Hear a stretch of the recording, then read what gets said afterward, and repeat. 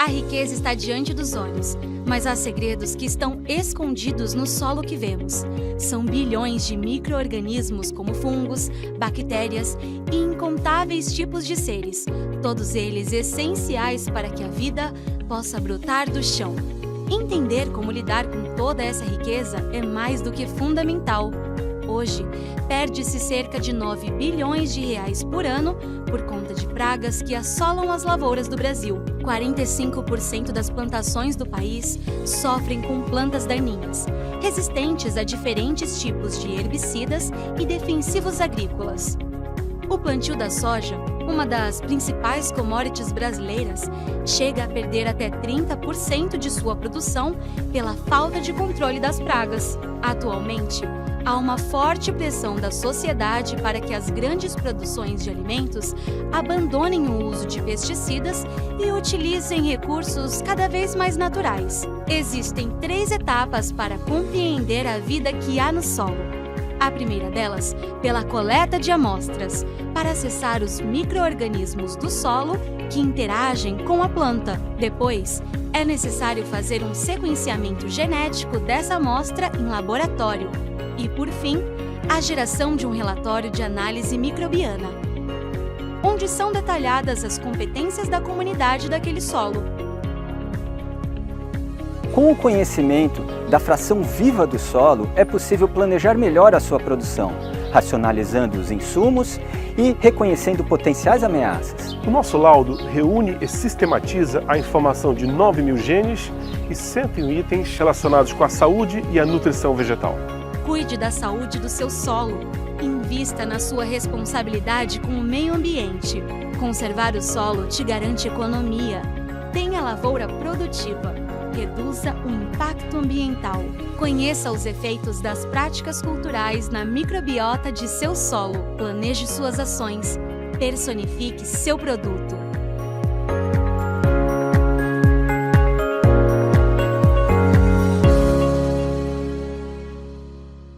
Pessoal, boa noite. É um prazer imenso poder estar compartilhando com vocês as informações que a gente vai constar aqui durante essa nossa conversa, né? Eu gostaria de me apresentar. Eu me chamo Larissa. Hoje eu sou coordenadora da área de fertilidade do solo e nutrição de plantas do Instituto Fitos.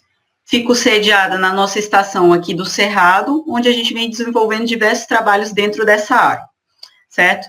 Hoje o objetivo aqui dessa nossa conversa, né, onde está presente o doutor Marcos, o doutor André e também o produtor e presidente da AssoSoja, que é o Rodrigo, a gente vai discutir um pouco e vai falar sobre o conhecimento da microbiologia do solo, né, e os seus efeitos dentro da produção da cadeia de soja, né.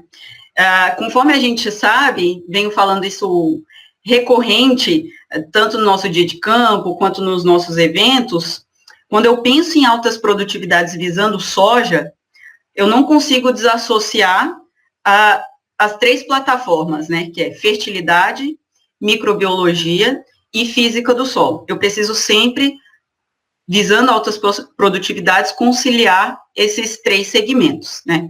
Por isso, hoje a gente vai discutir um pouquinho sobre microbiologia do solo, né.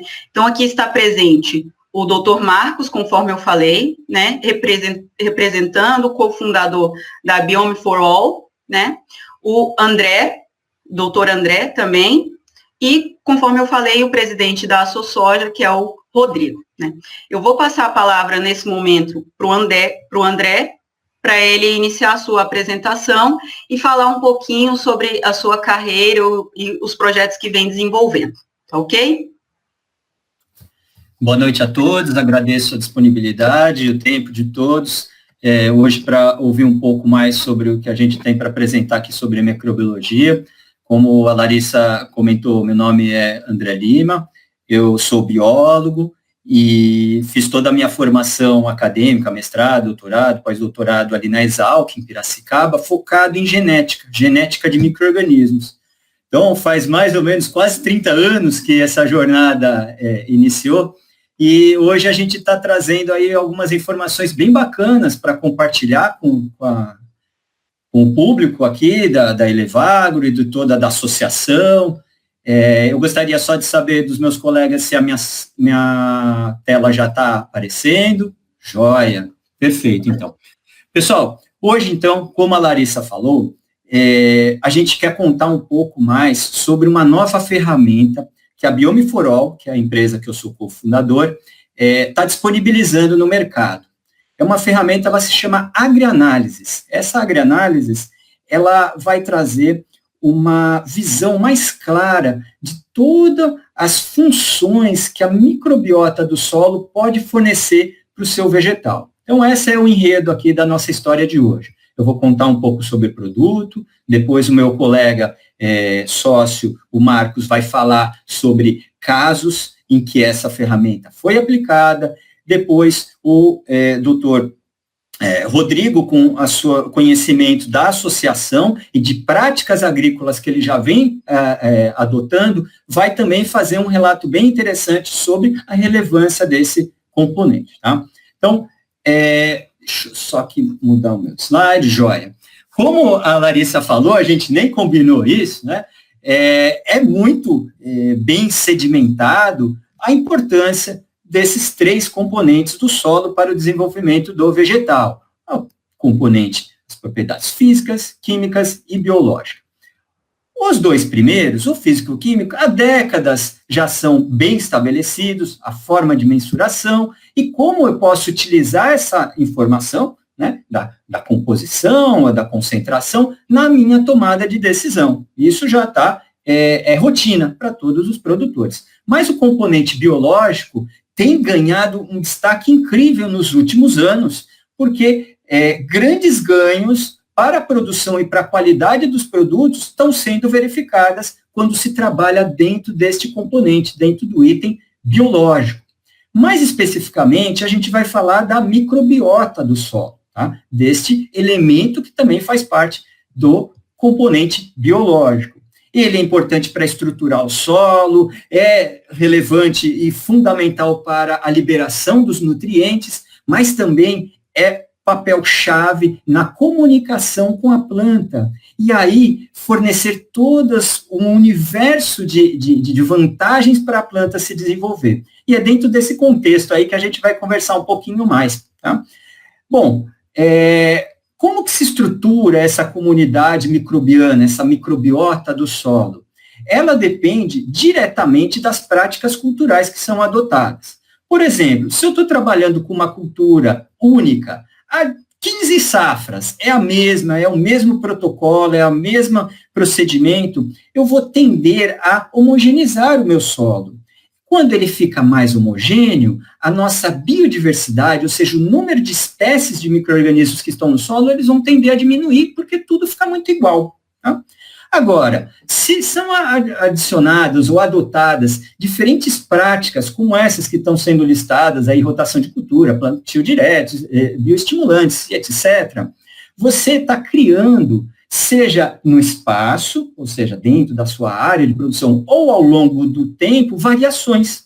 E essas variações são muito bacanas, porque elas acabam criando ambientes diferentes no solo, né? Não é tão mais homogêneo, agora é mais heterogêneo. E quando a gente tem esses ambientes diferentes, micro-organismos diferentes vão se adaptar e ali vão acabar ocupando aquele nicho, aquele pequeno ambiente. Tá? E o que isso é importante, ou o que está resultando com isso? A gente vai começar a ter uma biodiversidade maior. Por quê? Porque tem mais ambientes diferentes. E por que é importante ter uma biodiversidade maior? Porque a biodiversidade, ou seja, a gente ter mais organismos diferentes no solo, é fundamental para a gente ocupar em toda a sua amplitude a comunicação entre a microbiota e a planta. Ela promover todos os serviços, a microbiota, que ela pode gerar para a planta. Mas o que você está falando exatamente aí, André? Vamos supor, a gente tem a planta, né? E a microbiota do solo, hoje, já se sabe que ela tem capacidade de fornecer todos esses benefícios que estão elencados aí. Aquisição de nutrientes, pensem nos produtos, nos bioinsumos que hoje já são aplicados. A grande maioria vai ficar respondendo esses 6 elementos. Então, a gente põe ali aquele solubilizador de fosfato, um fixador de nitrogênio, para o quê? Para me liberar mais nutrientes, e assim, eventualmente, eu tenho um organismo que produz um fito-hormônio que vai ajudar no crescimento do organismo, ajudando, colaborando na fisiologia e no metabolismo dele. Mas não para aí, não é só no desenvolvimento, na nutrição. A gente também tem como um serviço da microbiota, ela proteger a nossa planta quanto? Patógenos, por exemplo, despertando respostas no sistema de resposta da própria planta. Eventualmente tem aqueles organismos do biocontrole, né, como bacilos thuringienses, que são adicionados, ou entre outros, metarrizo. Então, esses organismos, se estão no solo, eles vão proteger a planta. E, por fim, um ponto fundamental que eu acho importante destacar é a contribuição da comunidade na resiliência da planta. Ela conseguir tolerar seca, salinidade, presença de compostos tóxicos. Então, a gente tem, sim, um universo de benefícios fabulosos que os micro-organismos do solo podem fornecer à planta. Mas eles só vão conseguir fazer tudo isso se eles conseguirem se comunicar com a planta, falar com a planta. Né? E como que é essa comunicação? Óbvio que é uma comunicação química, um solta um composto, atrai o outro, combate aquele outro, e a quantidade de compostos químicos que são produzidos, eles vão ser dependentes do número de organismos diferentes que estão presentes. Então, aqui é fácil a gente ilustrar nessa imagem. Do lado esquerdo, a gente tem um monte de bactérias que eu pus com esses símbolos esquisitos, que seriam como se fossem comunicações que elas poderiam fazer com a planta, num ambiente diverso. E quando a gente está olhando lá do lado direito, tem aquele ambiente super homogêneo, com pouca diversidade, e aí a gente tem menos comunicação. Supondo que acontecesse um evento, apareceu um fitopatógeno lá na minha lavoura, tá? E eu já sei que tem 2 serviços que a minha comunidade poderia proteger a minha planta. Se eu tiver numa comunidade bem diversa, vamos ilustrar que esse símbolo aqui era a comunicação resposta imune. Liga aí para combater esse fitopatógeno.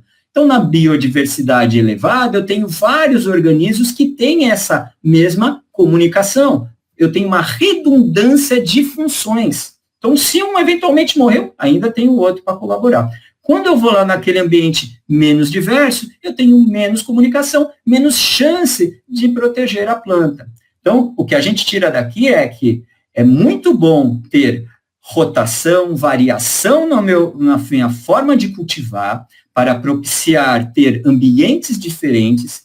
Com os ambientes diferentes, a gente tem maior diversidade. Com maior diversidade, eu tenho maior proteção, né, e serviços funcionais para o meu vegetal. E é exatamente dentro desse contexto, então, que a nossa ferramenta, chamada AgriAnálises, vai trazer de forma clara a revelar exatamente quais são as deficiências que estão presentes no seu solo e quais são as potencialidades, o que ela tem de bacana e que ali para frente você não, por enquanto, não precisa se preocupar muito. Tá? Para gerar essa informação aí de altíssima qualidade, com detalhes que vocês vão ver aí que é completamente novo, a gente não tem no Brasil ainda um produto que entrega esse tipo de resolução, tá? A gente está estudando bactérias e fungos presentes no solo a partir do DNA deles. Então, a gente vai na informação mais básica, porque a partir do DNA eu vou conseguir conhecer toda a comunidade, tanto os organismos que são capazes de serem cultivados no laboratório, quanto aqueles que não são cultiváveis. Tá? Então, isso me dá uma visão muito mais realista da situação. Tá? E a AgriAnálises, o que ela vai fazer? Ela vai olhar quem está presente, mas mais do que isso, o que esses organismos que estão presentes são capazes de fazer, para entender se eles estão ou não cumprindo aquelas funções, né, aqueles serviços que a gente espera ou que a gente gostaria que eles fizessem com grande êxito. Então, é dentro desse contexto, né, e o que a gente entende que vai ser entregue ao nosso cliente, ao nosso produtor, se ele usar esse tipo de ferramenta? Ele vai ter uma série de benefícios. Entre eles, a gente pode destacar, primeiro, economia no tratamento do solo, porque ele vai usar de forma mais racional os seus insumos. Eu não estou falando que ele vai deixar de usar fertilizante ou de usar uma prática agrícola mais convencional e vai mudar totalmente para uma biodinâmica orgânica. Não é isso que eu estou falando. Mas sim que tendo claro qual que é a situação do solo dele, ele vai gerir melhor as ferramentas que ele tem para alavancar ainda mais a sua produtividade. E isso, só a partir desse uso racional, a gente já tem uma série de outros desdobramentos, porque a gente vai estar começando a tratar de uma forma muito mais cuidadosa a microbiota do solo, vamos melhorar a qualidade, a saúde do nosso solo, e, óbvio, vão ter como consequência disso maior produtividade na lavoura. E é legal a gente estar hoje nesse painel aqui com o Rodrigo, que é o presidente da AssosSoja, porque ele já vem há 3 ou 4 anos fazendo as suas ações e vendo o resultado positivo, mas ele ainda não tinha revelado na microbiota o que tinha acontecido. Ele sabe que está legal, ele sabe que deu resultado bom, assim como provavelmente dezenas de outros produtores, né, grandes, que podem agora ter mais claro isso. Enfim, então a gente vai ter um benefício na produtividade, não por usar a nossa ferramenta, mas usar a nossa ferramenta para melhor gerir o seu serviço, né, a sua produção. E, obviamente, isso resulta numa responsabilidade com o ambiente muito melhor. A gente pode estar caminhando aí para alguns tipos de selo, porque eu vou estar usando os insumos de forma adequada, na medida adequada. Tá? Como que faz, então, para ter essa coisa maravilhosa aí que eu estou contando, que ainda não mostrei os slides, né? Eles já vão chegar, tá?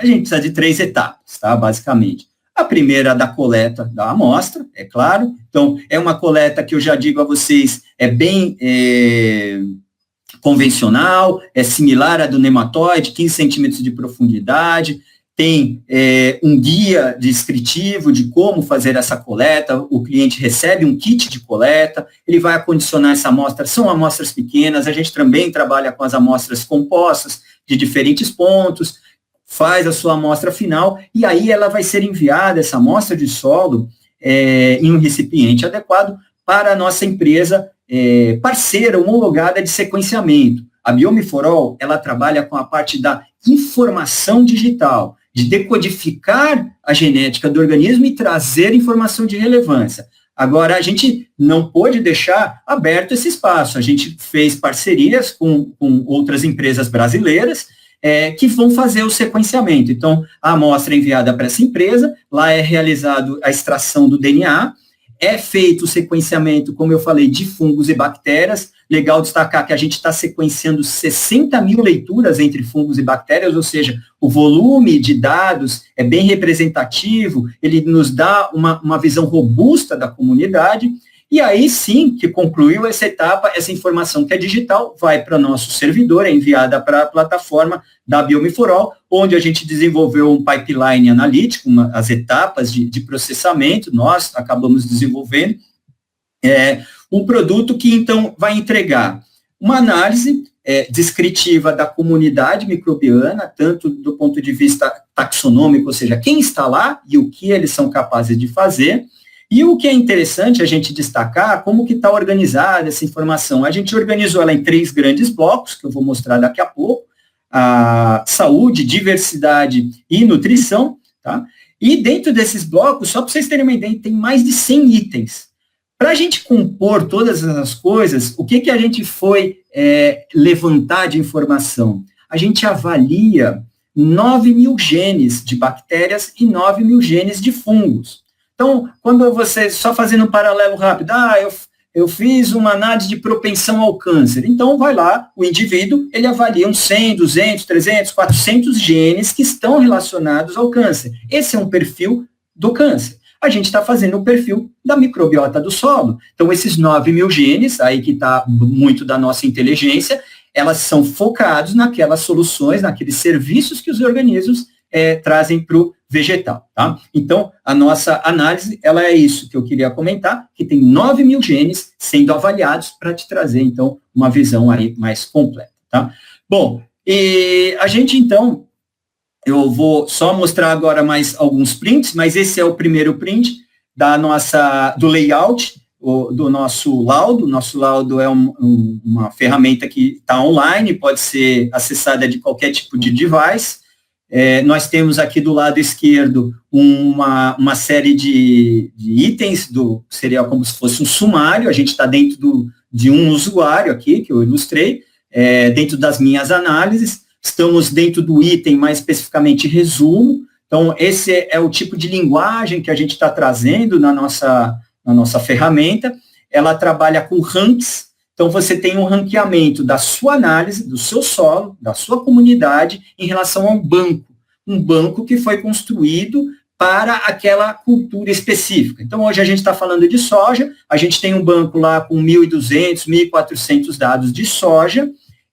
Então, o seu dado, a sua informação vai ser comparada com esse banco e vai ser ranqueado, tá? Então, essa imagem aqui que vocês estão vendo, essa barrinha, depois o Dr. Marcos vai falar um pouco mais com os exemplos de caso, mas aqui só para dar uma ideia geral de como é que funcionaria. Então, esse risquinho preto aqui que vocês estão vendo seria a avaliação quanto às bactérias, e esse outro item aqui, o risquinho, é fungo. Então, essa posição aqui está me indicando que, em relação ao banco, essa amostra aqui está com posicionamento sobre adaptação a estresse mediano, equivalente à grande maioria do banco que tinha lá de referência. Já em relação aos fungos, também há essa função adaptação a estresse, ele está um pouco mais elevado, é um pouco mais eficiente a contribuição dos fungos na adaptação ao estresse. Então, essa é uma ideia geral sobre como que é a nossa ferramenta de comunicação. Ela é sempre um ranqueamento da sua amostra em relação a um banco. Em relação ao quê? A frequência daqueles 9.000 genes. Lembra que eu falei que a gente avalia 9.000 genes? Então, a gente avalia quantas vezes esse gene aconteceu na minha amostra e compara com o banco, e aí faz essa razão aí, essa relativa, tá? Bom, eu vou então aqui só mostrar os 3 grandes grupos de conteúdo que a gente tem. A agrianálises parte saúde, tá? A saúde, a gente tem 4 subblocos aí dentro. Ameaças encontradas, ou seja, os organismos fitopatogênicos que foram detectados ao nível de espécie dentro da nossa amostragem. Tá? Produção aí de antimicrobianos seria em relação ao biocontrole. Tem organismos e funções já que podem combater a presença de outros fitopatógenos. Tá? Adaptação a estresse seria relacionado a exatamente a resiliência que pode ser conferida pela microbiota para o vegetal tolerar aquelas questões, como está apresentando aí, da seca, da salinidade, de compostos tóxicos, entre outros. Esse item aí é muito bacana mesmo. E, por último, aqui dentro do contexto ainda de saúde, a gente está falando da produção de hormônios, os fito-hormônios. Então, a gente tem micro-organismos que são capazes de produzir fito-hormônios relacionados ao crescimento, floração, maturação e etc. Também, então, são listados. Dentro do aspecto nutrição, que a gente sabe que é fundamental, né, a disponibilidade de nutrientes por intermédio dos micro-organismos. Então, a gente elencou 11 elementos químicos em que a gente avalia vias metabólicas envolvidas no aporte, na entrada deste nutriente para a planta, para disponibilizar para a soja, por exemplo, ou vias metabólicas que estão envolvidas no consumo daquele elemento. Isso também é importante. Não só a entrada, né? Bom, então aqui eu estou ilustrando no nitrogênio, essas 4 vias metabólicas aqui, elas estão envolvidas na entrada, fixação de nitrogênio, entrada de nitrogênio para a planta. E essas 3 últimas aqui, nesse caso, felizmente todas estavam muito baixas, seria o consumo. Então é muito importante até para o produtor entender, se eu botar aquele fertilizante, talvez ele já vai ser consumido, porque a gente está com uma demanda aí pela própria comunidade. Tá?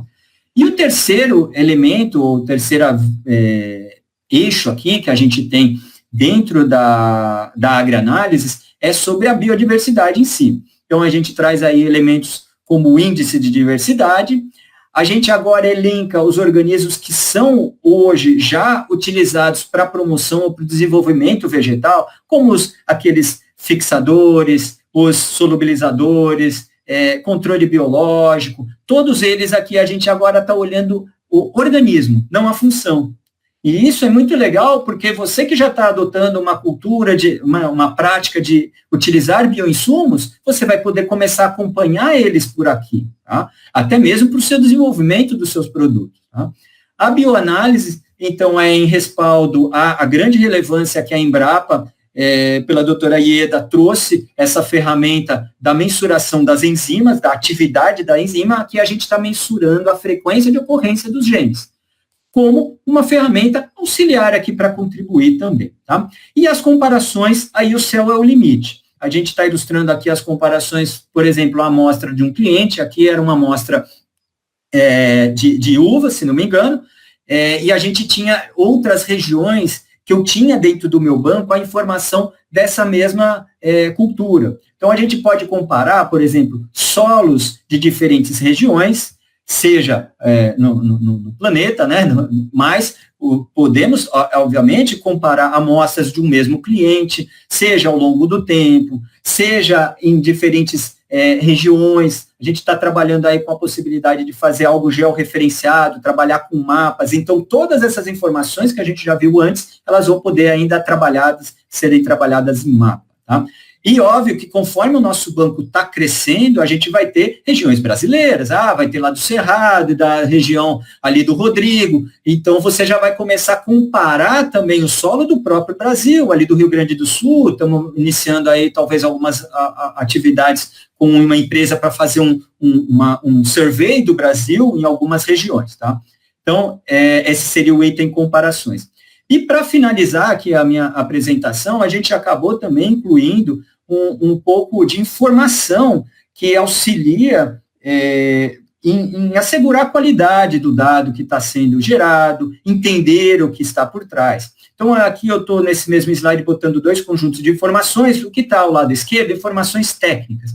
Ou seja, a gente não quer que o nosso cliente ele receba um laudo, mas fique black box, no caixa preta, ele não sabe o que passou por trás, né? A gente quer sim que ele entenda, sequenciou isso aqui, foi esse volume de dados, com esse volume de dados passou nesse pipeline, gerou esse número de organismos identificados. Então, ele tem um pouco mais claro a qualidade que foi gerada naquele dia daquela análise, né?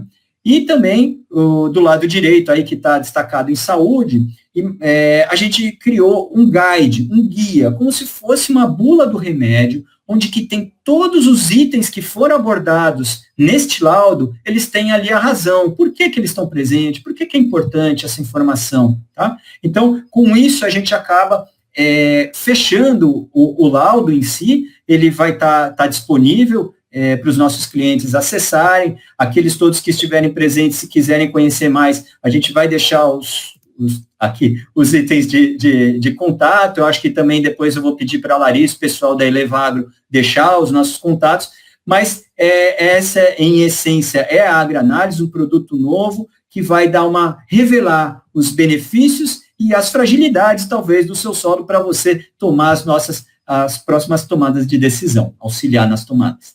Agradeço, então, e eu aproveito e já passo, então, a palavra de volta para a Larissa dar a continuidade aí no processo. Maravilha. Muito obrigado, doutor André. Excelente apresentação, né? Pensando na estratégia de uma forma geral dessa análise, eu acredito que pode contribuir muito, não só para a cadeia produtiva de soja, mas para a cadeia produtiva de alimentos, seja numa forma de incrementar a produtividade para eu conhecer quando eu mudo o meu manejo dentro do meu sistema, né? Seja para que a gente consiga entregar um produto de maior qualidade para quem está nos comprando, né? Na sequência, então, eu vou passar a palavra para o doutor Marcos, né, para ele fazer a sua apresentação, tá? Boa noite a todos. Primeiramente, eu gostaria de agradecer a oportunidade de estar aqui falando do nosso trabalho. Eu sou Marcos Adonai, eu sou microbiologista, minha área de atuação é fisiologia e ecologia microbiana. Eu tenho um pouco mais de 20 anos de experiência na área, né? E agora, então, eu vou mostrar para vocês alguns exemplos da aplicação da nossa ferramenta, né, para 3 situações de cultivo de soja. Só vou confirmar se a apresentação está aparecendo. Beleza. Muito bem, gente. Eu resolvi pontuar certos aspectos para cada um dos 3 estudos de caso, dependendo do contexto que aquela amostra foi analisada, tá? Aquela amostra ou aquelas amostras, porque em alguns casos são mais de uma amostra, tá?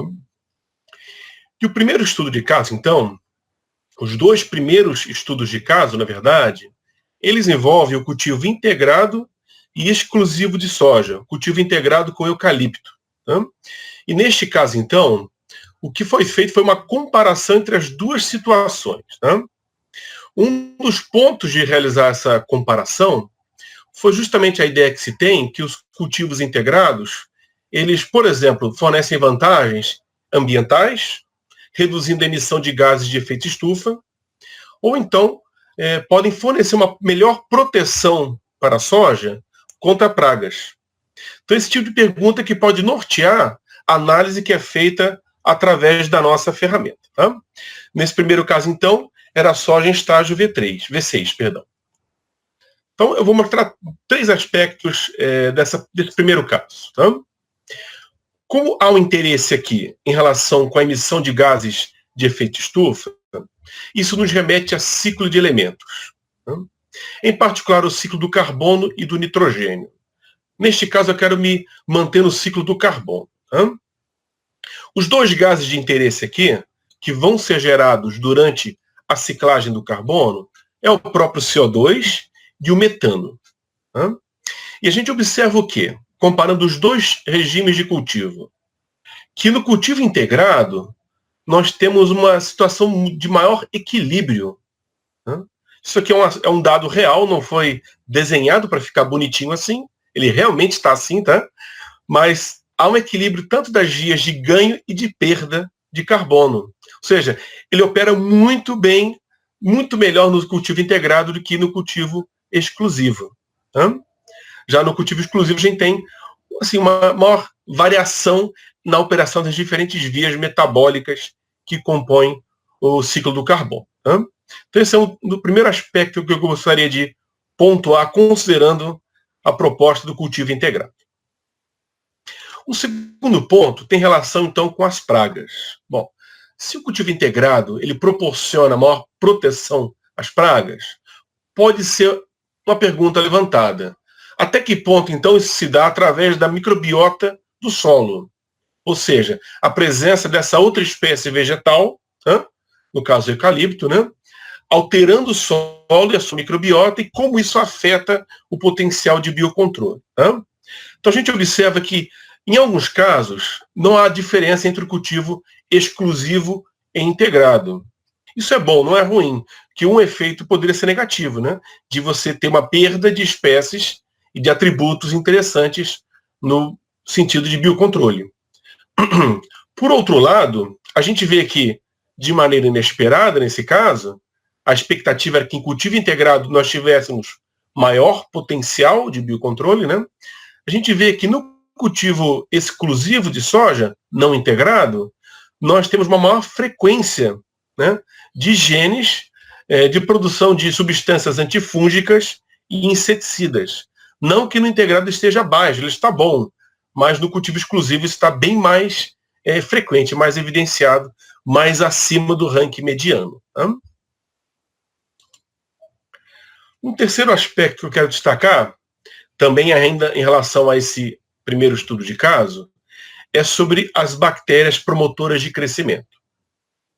Nesses 2 primeiros casos, nesse que eu estou mostrando no seguinte, o que foi analisado foi apenas a comunidade bacteriana. Como o meu sócio falou antes, a gente pode analisar as 2 coisas, os fungos e as bactérias. Tá? Daqui a pouco eu mostro o exemplo das 2 coisas sendo analisadas simultaneamente. Mas neste caso, então, a gente vê que, de maneira geral, os mesmos gêneros estão presentes nas 2 situações. Isso, de certa maneira, é esperado, visto que é um cultivo de soja, ainda é soja, né? Mas nós percebemos certas mudanças, certas diferenças. Eu destaquei apenas uma delas. Tá? No cultivo exclusivo, nós temos maior frequência de azospirilo, uma bactéria fixadora de nitrogênio. Tá? Por outro lado, em cultivo integrado, nós temos pseudomonas, em alta frequência. Né? Uma bactéria que tem várias ações benéficas para as plantas, desde melhorar o status nutricional, produzir fito-hormônios e até ações de biocontrole também. Então, veja, a gente consegue perceber que certas mudanças nos 2 regimes de cultivo. E isso pode influenciar as adoções de práticas futuras, seja no uso de bioprodutos, no manejo de bioinsumos, de maneira geral. Tá? O segundo estudo de caso, ele também envolve a comparação de cultivo integrado com eucalipto e exclusivo de soja. Só que neste caso, a gente está analisando o quê? Cultivos em estágio R3, então estágio reprodutivo e início de frutificação. Bom, como a gente está falando agora em cultivo em estágio reprodutivo, uma coisa que nos faz pensar, ou ponderar, é justamente a produção de fito-hormônios. A gente sabe que várias etapas do processo reprodutivo que vão levar à produção da soja, eventualmente, né, eles envolvem alterações fisiológicas no vegetal. E essas alterações fisiológicas, elas estão relacionadas naturalmente com hormônios, com fito-hormônios que regulam elas. A gente não observou nesses casos, e eu mostrei o exemplo aqui das citocininas, diferenças entre os dois regimes de cultivo. Isso é excelente, por quê?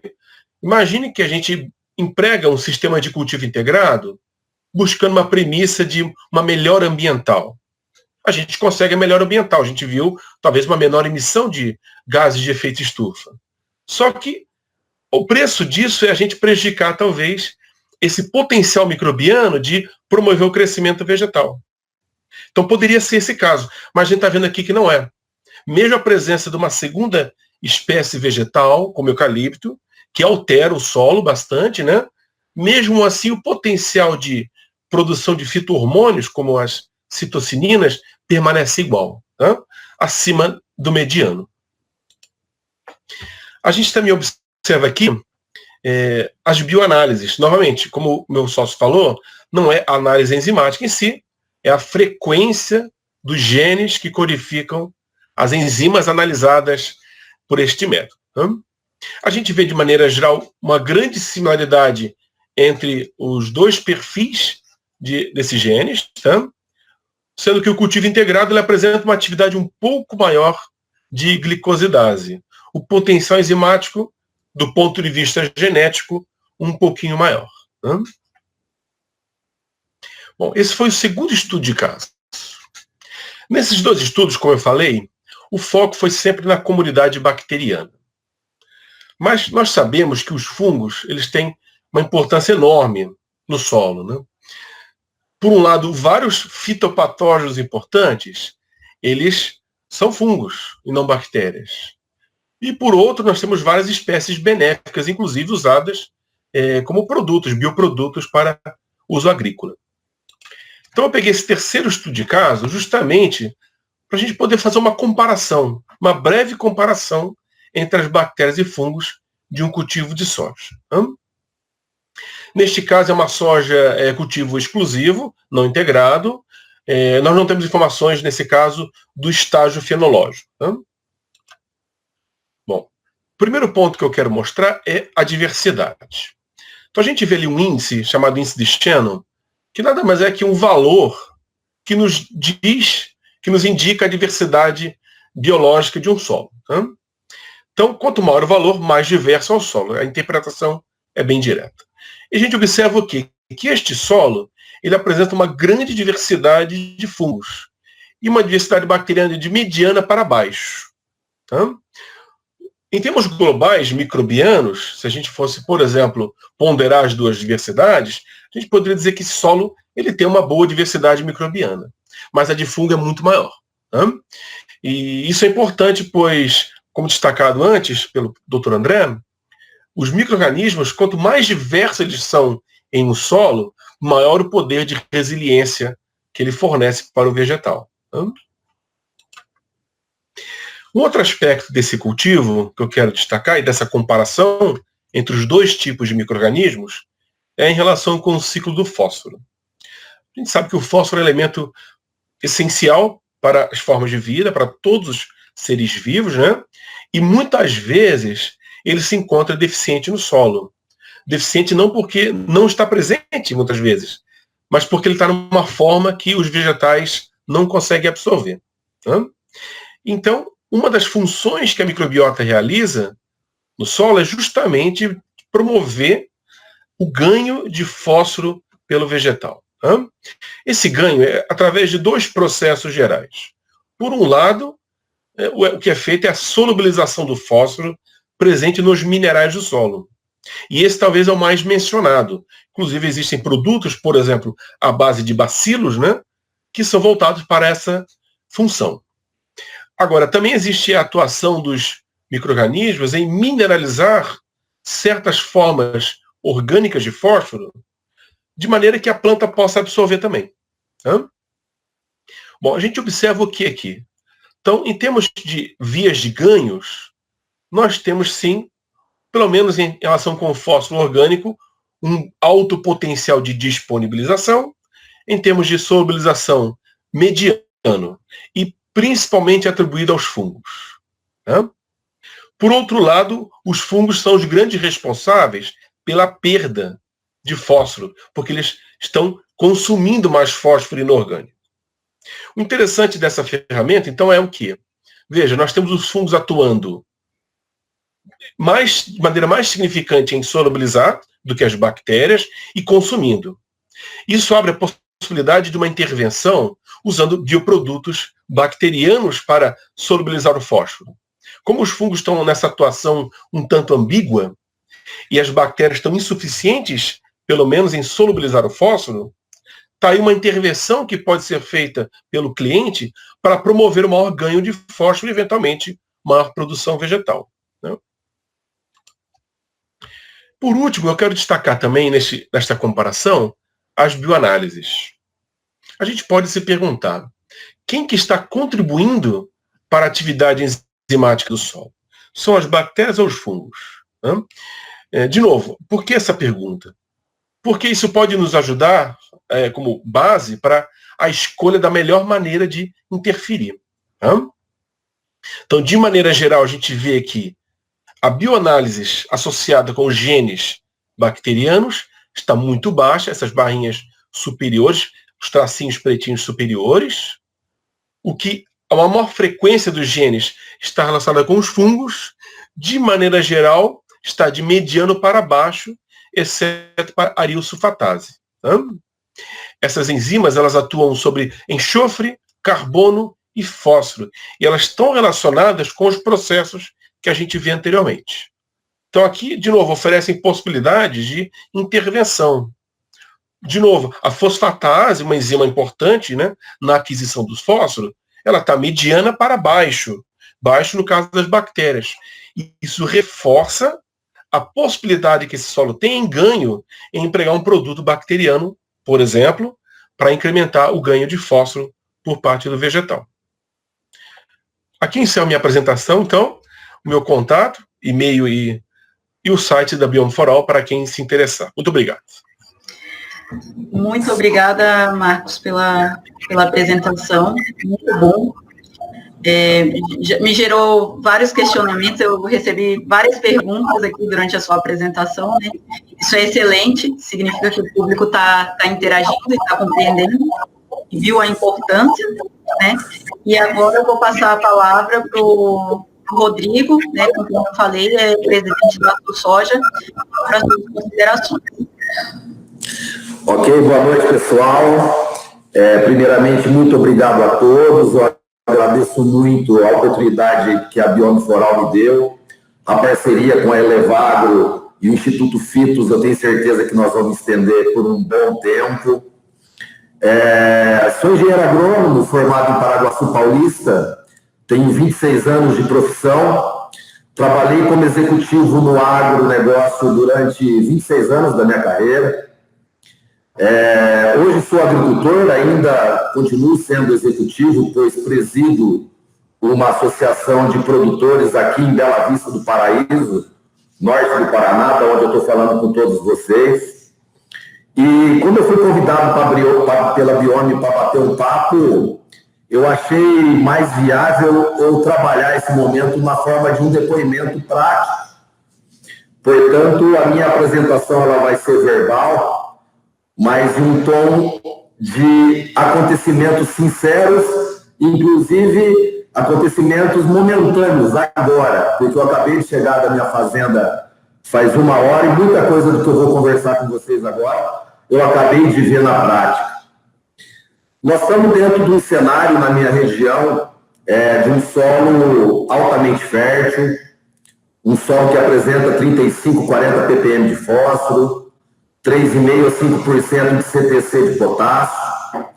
É um solo que possui 1,5 a 2 de argila, de matéria orgânica, e o solo, a minha área, a média, é 76% de argila. E quando eu entrei e virei agricultor, sucedendo os negócios da minha família, a primeira coisa que eu fiz questão de fazer, que o meio corporativo me ensinou, é conhecer qual é o terreno que eu ia guerrear, né? Aonde que eu poderia identificar onde estavam os gargalos, onde estariam as dificuldades.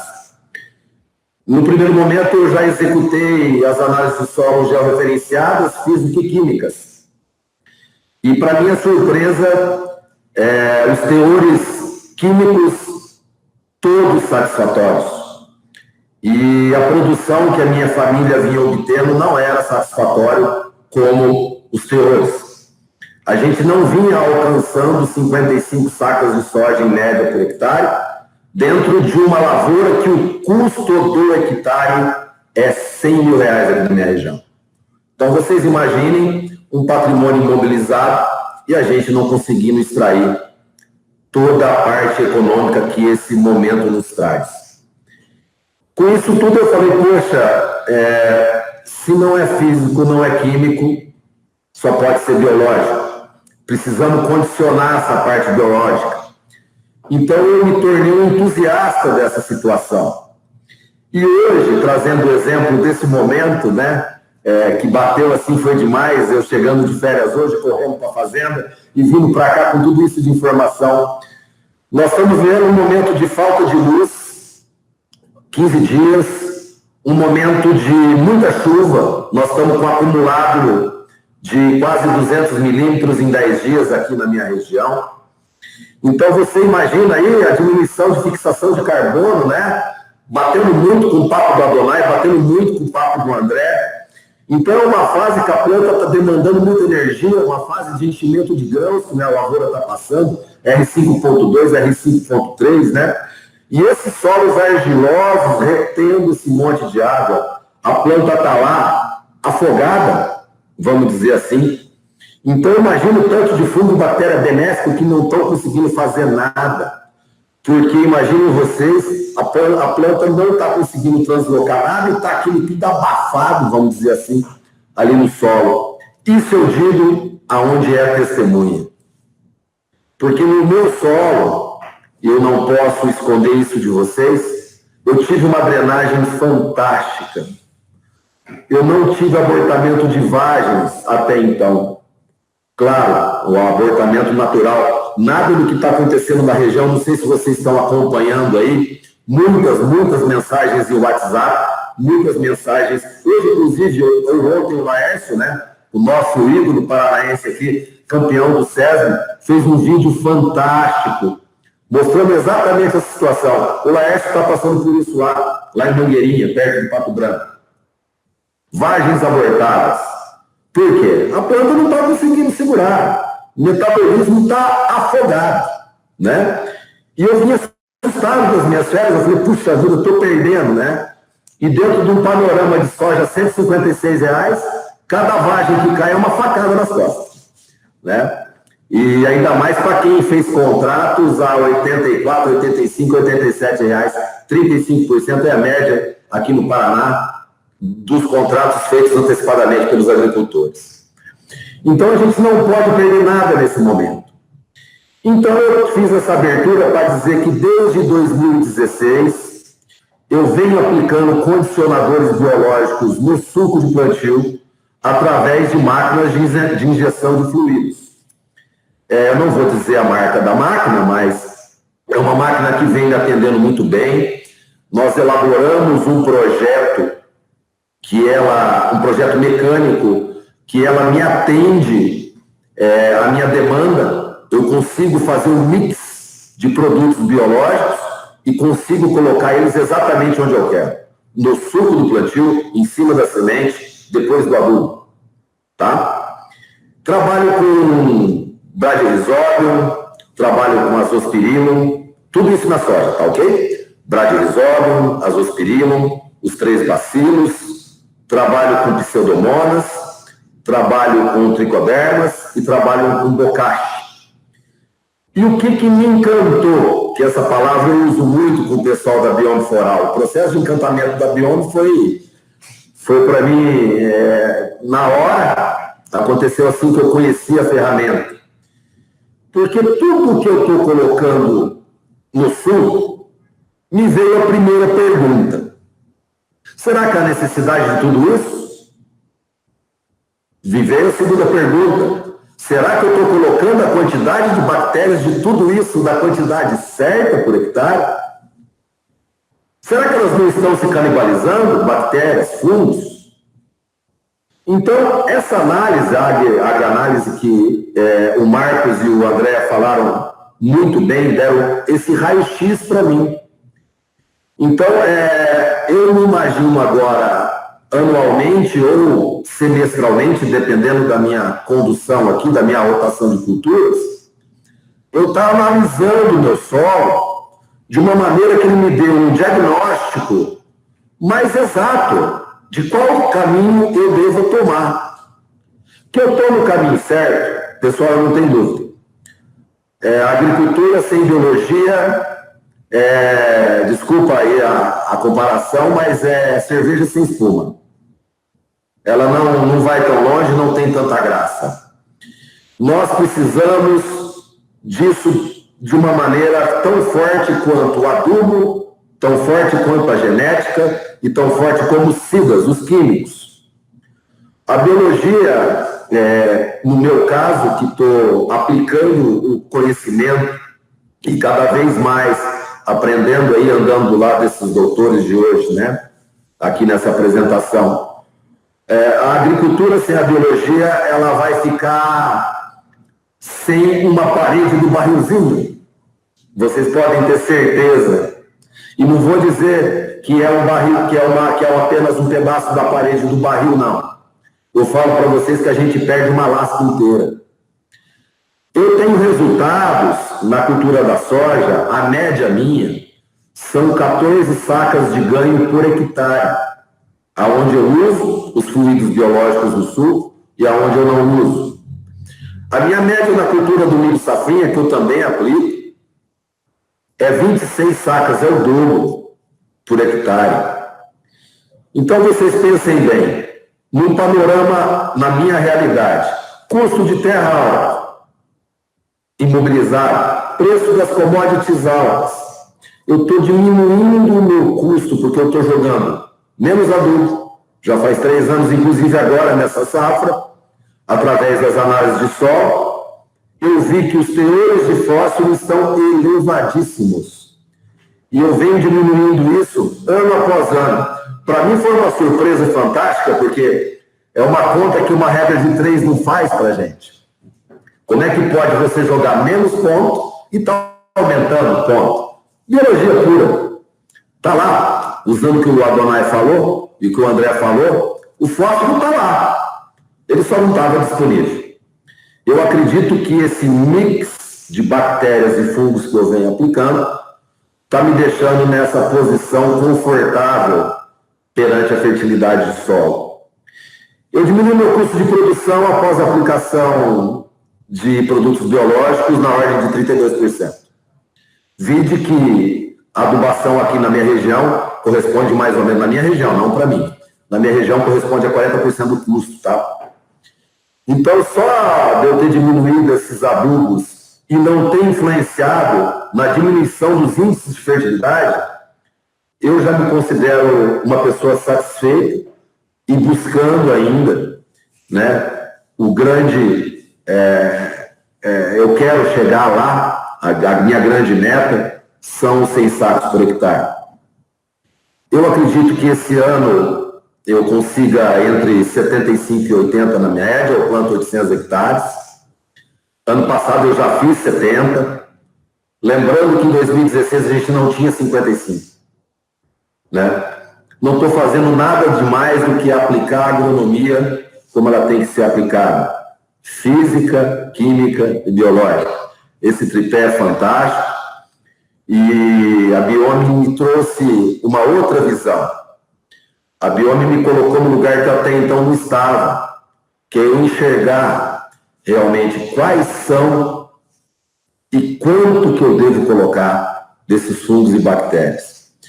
Quando a gente fala em DNA, quando a gente fala em 9.000 genes, é uma coisa que eu tenho parentes médicos, né, e alguns oncologistas, eles não conseguem trabalhar sem essas informações para você trabalhar a sanidade de uma pessoa.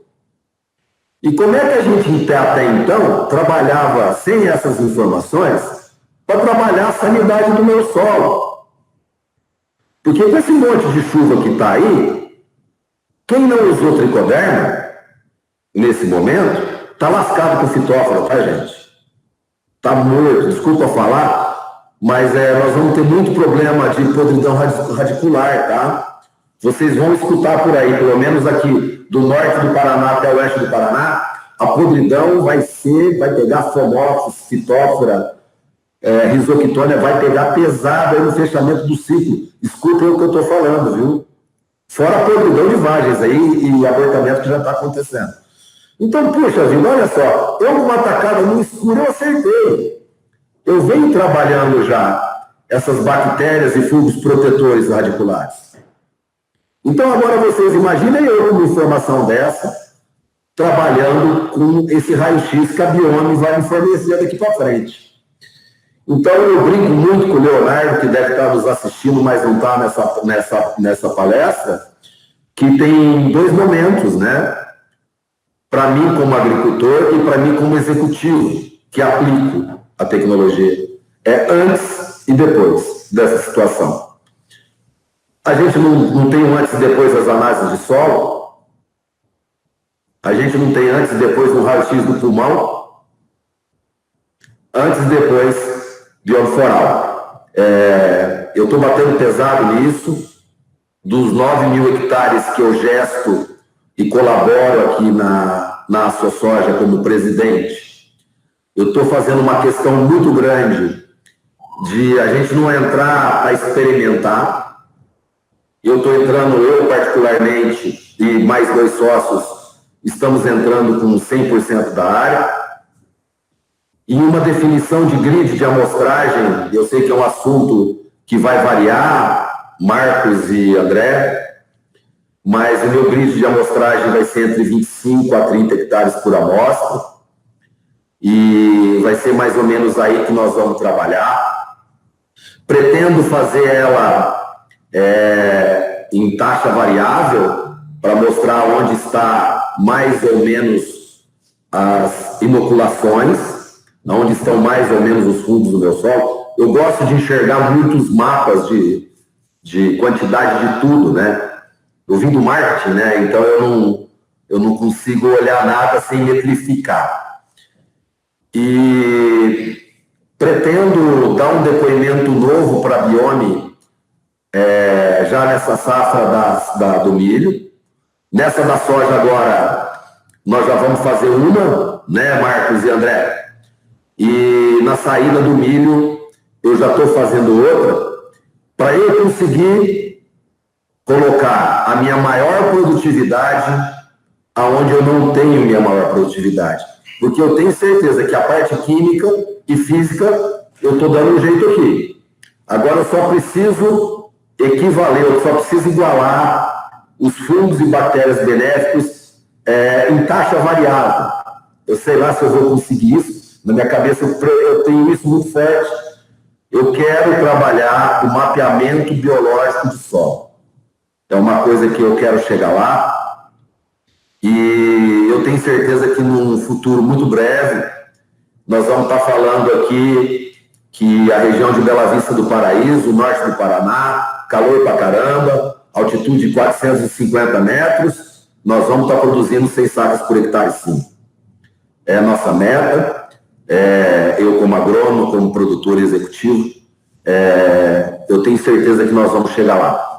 A aplicação do conhecimento nunca é demais, e você estudar e aplicar o conhecimento também nunca é demais.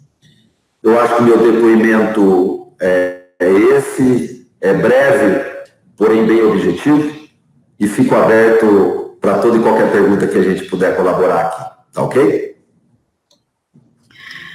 Rodrigo, muito obrigada, né, pelo seu depoimento, pela sua conversa, né, é sempre bom escutar um produtor, né, falar sobre um tema que às vezes parece longe para a gente, né, mas quando a gente escuta um produtor falando, a gente vê que está muito mais próximo do que a gente imagina, né, que é trabalhar com todas essas ferramentas. Agora a gente vai entrar na nossa parte de perguntas, né, então recebi diversas perguntas dentro aqui da nossa plataforma, né, e eu vou direcionando para vocês. A primeira delas é do Thales, tá, de Vila Maria. Muito obrigada aí pelo questionamento, Thales. Ele pergunta, mais direcionado ao André e ao Marcos, né, como que vocês conseguem quantificar os fungos e as bactérias ou ambos, né? Então, eu imagino que durante a apresentação vocês falaram, mas talvez seja bom deixar um pouco mais claro, né? Boa noite, Thales. Obrigado pela pergunta. A quantificação, a gente vai conseguir fazer ela relativa dentro daquela amostra. O que eu quero dizer com isso? Como a gente faz a extração do DNA do solo, a gente pode, por exemplo, pegar uma X, a massa de solo, sei lá, 1 grama, 200 miligramas, e vai extrair o DNA de lá. Se não for o suficiente o DNA que você extraiu para sequenciar, você vai extrair mais, tá? Então, a gente não vai ter a informação, de repente, que você está querendo, que tá 10 elevado a 7ª células do bacilos no solo por grama de solo. A gente não consegue chegar a essa informação com a ferramenta que a gente usa. O que a gente chega é uma distribuição relativa dos organismos que estão dentro dessa amostra. Eu, por exemplo, estava olhando o fungo, então eu vou saber, 10% era tricoderma, 1% era, sei lá, a fitófora, infelizmente. Então, a gente vai ter uma distribuição relativa de todos os organismos, a gente chega ao nível taxonômico até o nível de espécie, tá? Até em fungos é bem interessante, porque por volta de 50%, 60% das nossas leituras chegam ao nível de espécie, tá? Se não chega ao nível de espécie, a gente tem ao nível de gênero. Enfim, a resposta é, a gente não tem a quantificação exata do número de células por massa de solo, mas a gente tem uma distribuição relativa dos organismos naquela amostra. E possibilidade, óbvio, de comparar com outros locais, tá? Talvez aí, nessa questão, é importante ter essa linearidade, essa informação também da quantificação, fazer um pouco um procedimento mais tradicional de quantificação e criar uma regra, alguma equivalência entre esses tipos de dados, né? Donai, tem mais alguma coisa, assim, para completar? Não, é isso aí, sim. Né? Maravilha, André, muito obrigado pela explicação, né? Ficou claro para mim também. A outra pergunta é da Bruna, tá? Ela gostaria de saber quando, né, quanto de solo, quando que deve ser feita essa análise para a microbiota do solo e qual a profundidade mais adequada, né? Então, seria mais time de coleta, quanto de amostra, quando? Tá, eu vou fazer alguns comentários, daí qualquer coisa o Marcos completa. Quando coletar, né? A gente está querendo mensurar a comunidade microbiana. E ela vai estar no seu êxtase, no momento de maior diversidade, número de células, ou seja, mais fácil para nós quantificarmos, quando ela estiver se comunicando ou se multiplicou mais. E quando que é isso? É quando a planta está num momento especial dela, quando ela já está ali frutificando, quando ela já tem uma produção de uma série de elementos no solo, e isso acaba recrutando, favorecendo o desenvolvimento microbiano. Então, a gente acaba fazendo a nossa amostragem com a planta já em desenvolvimento, isso é um pouquinho mais chato para entrar no campo, a gente entende, mas do ponto de vista do processo de coleta em si, como eu comentei antes, é bem simples, por volta de 15 a 20 centímetros no máximo de profundidade. A gente tem trabalhado com construir ali 5 amostras compostas e daí fazer uma final, Então, no final, a gente tem aí 15 frações de solo que são misturadas para fazer a amostra final. A massa que a gente tem trabalhado hoje é pequena, num frasco aí de 50 ml é o suficiente para colocar a massa de tecido, de solo, que a gente vai acabar depois processando, porém a gente também está com uma ferramenta em desenvolvimento de nós fornecermos um tubo ainda menor, um tubo só de 5 ml para o cliente colocar de 2 a 3 gramas aproximadamente de solo, e aí vai vir um estabilizante que vai permitir, então, a gente trabalhar com volume menor e com umas condições mais facilitadas de transporte. Então, a gente está ainda terminando dessa parte de desenvolvimento, mas enquanto ela não desenvolve, a gente tem condições de atender com uma pequena massa, um ponto amostral, seria um Falcon, um tubo de 50 ml, mais ou menos. Donai, faltou... Quero comentar um negócio rapidamente. A resposta que o André deu é a que a gente recomenda, né? Mas, assim, depende muito da pergunta que a pessoa faz no momento da coleta também, né? Pelos estudos, casos que eu mostrei, né? Ali era um trabalho que a pergunta era realmente os vários estágios, né?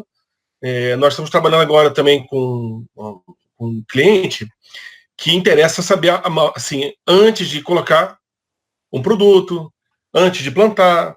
Então, pensa assim, sempre que há essas possibilidades de resposta dependendo da demanda que houver para cada caso, tá?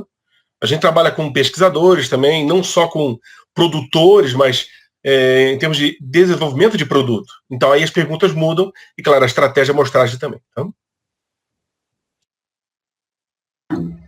Ótimo, André e Marcos. Só para complementar, né, quando eu vi essa pergunta, eu também fiquei me questionando, que eu estava conversando antes com o Marcos e com o André, né? Hoje, dentro da Phytos, né, eu tenho avaliado a aplicação de diversos produtos dentro da ordem de solubilizadores, dentro dessa ordem de azospirilo, seja pela avaliação também de fertilizantes, ou foliares, ou via solo, e a gente sabe que com certeza isso vai influenciar na microbiota, né? A gente ainda não tem certeza para que, dependendo do meu produto, para onde que está indo essa influência, né? Então, essa análise enzimática, eu acredito que ela pode estar muito relacionada justamente ao que o Marcos comentou, né? Responder aquela minha dúvida. Será que após a aplicação desse produto, eu consigo ver uma resposta até quando? Né? E aí eu escolho o momento de fazer a análise, né? Porque vai te dar um panorama ali do que você tem no solo, pensando em micro-organismo. Um outro ponto que eu gostaria de comentar rapidamente é que todas as vezes que a gente vai falar sobre microbiologia do solo, diversidade microbiana, aumentar essa diversidade, a gente tem tocado no seguinte ponto: rotação de culturas, entrada de plantas de cobertura, né? Olha só que panorama interessante a gente poderia tirar de uma análise que eu tenho uma estratificação de DNA, o quanto muda quando eu entro com um sistema uma maior rotação de culturas, que a gente consegue ver resposta a nível de produtividade, mas eu não sei dizer o quanto isso tem influenciado na minha microbiota, né? Então, olha só o ponto de vista, quantos cenários a gente pode ir dentro desse viés, né? E aí a gente vai para a nossa última pergunta. Eu gostaria que, após vocês respondessem, eu gostaria, uma pergunta direcionada ao Marcos, mas todos podem interferir nessa pergunta, né? E eu gostaria que vocês tecessem já um comentário final para a gente finalizar a nossa palestra, a nossa live, né? Quais são o manejo que mais influencia, que vocês consideram que mais influencia na microbiota do solo, pensando em soja, tá? Seria essa aqui a pergunta que eu selecionei para a gente finalizar. Tá? Uma pergunta difícil essa. Porque, assim, qualquer ação vai influenciar, qualquer uma, tá? Veja, se a gente pensar em fatores que influenciam a microbiota do solo, tá? Existem 3 fatores físicos que são principais, que é temperatura, umidade e pH, tá?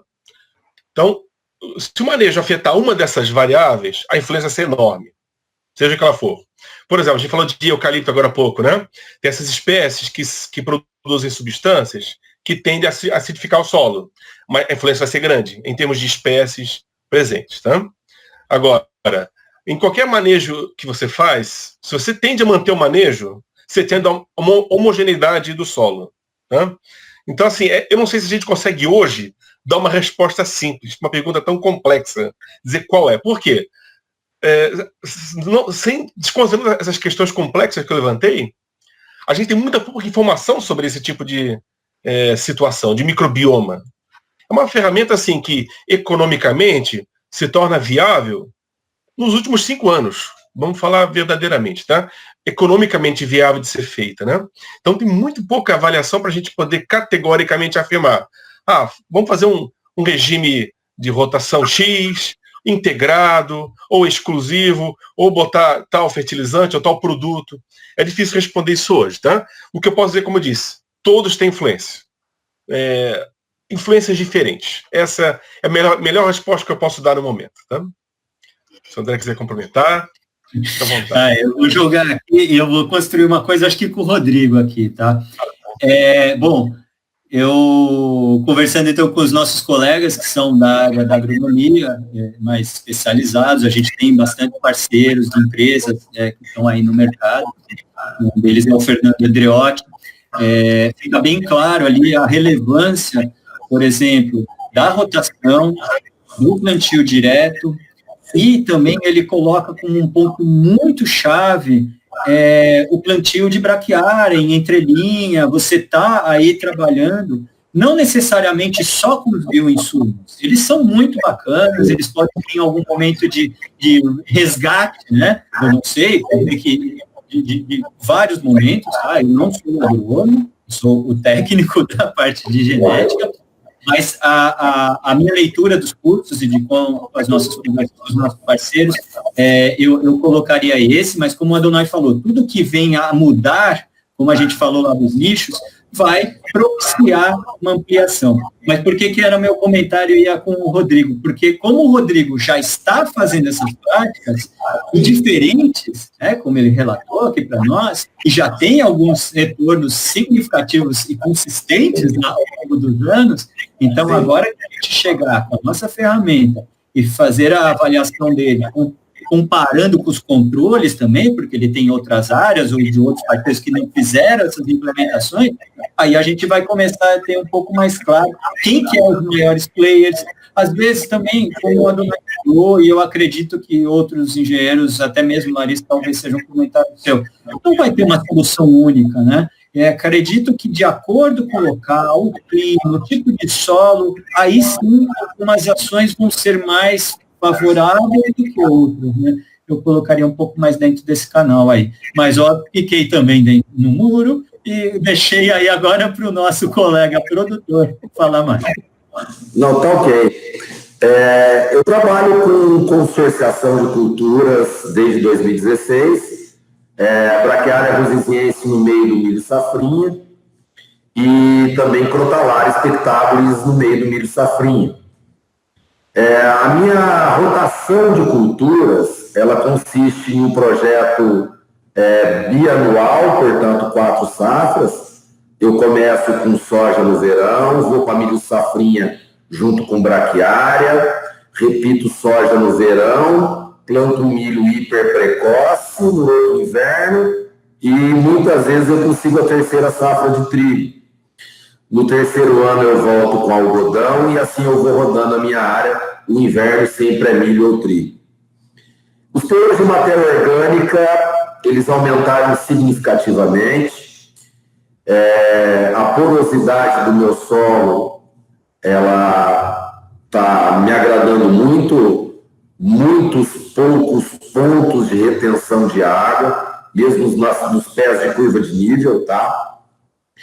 Eu acredito que a braquiária rosiziense seja a espécie que está mais colaborando para essa porosidade, essa descompactação. E eu vou dizer uma coisa para vocês agora. Na minha região não era tradição trabalhar com consórcio braquiária, porque o nosso milho aqui produz bastante. Né? Um milho de 120, 140 sacas produzir mal aqui milho safrinha, sabe? Então as pessoas tinham medo do consórcio. da braquiária roubar a produtividade devido à matocompetição. Interessante que nas áreas que a gente aplica braquiária e a parte biológica, a minha produção de milho aumentou em relação a onde eu não aplico. Então, tem ali sim uma conversa que o André falou e o Adonai falou, esses soldados, né, que estão ali embaixo brigando a nosso favor, se entendem muito, muito bem quando você coloca essa sintropia de plantas, né, elas conversando através dessas micorrizas lá embaixo. Acontecem coisas que até então são desconhecidas para mim e que a gente vê que tem um efeito econômico fantástico. Friso de novo, eu gosto muito de número e eu acho que a próxima a gente poderia fazer alguma coisa diretamente lá da fazenda. Já deixo aqui uma deixa. Se vocês quiserem a gente mostrar lá ao vivo, fazer uns buracos e vamos se sujar um pouco. Então, eu acho que continua. Maravilha. Obrigada, pessoal. Eu gostei muito dessa pergunta, foi o seu Vilmar Antônio Guerra que fez a pergunta, tá? Eu quis selecioná-la justamente porque eu sei que isso gera uma inquietação, né? Porque, de uma forma geral, a microbiota, posso dizer isso com quase toda certeza, dentro da tríade, né? Física, química e biológica, é a primeira que vai se expressar quando eu faço modificação dentro do meu sistema de manejo. É a primeira que vai apresentar modificação, né? Então, se eu mudo meu fertilizante, isso vai expressar. Se eu entro com uma planta de cobertura, conforme o Rodrigo falou, uma braquiária com mais raiz dentro do sistema, isso vai expressar. E a primeira é dentro da microbiota, né? E ainda bem que agora a gente consegue quantificar, tá, pessoal? Então, a gente finaliza e encerra nossa apresentação aqui. Eu gostaria de agradecer a presença de todos que estiveram com a gente até esse momento, tá? Muito obrigada. Obrigada, Rodrigo. Obrigada, Marcos. Obrigada, André. Obrigado. Boa noite a todos. Boa noite. Boa noite a todos.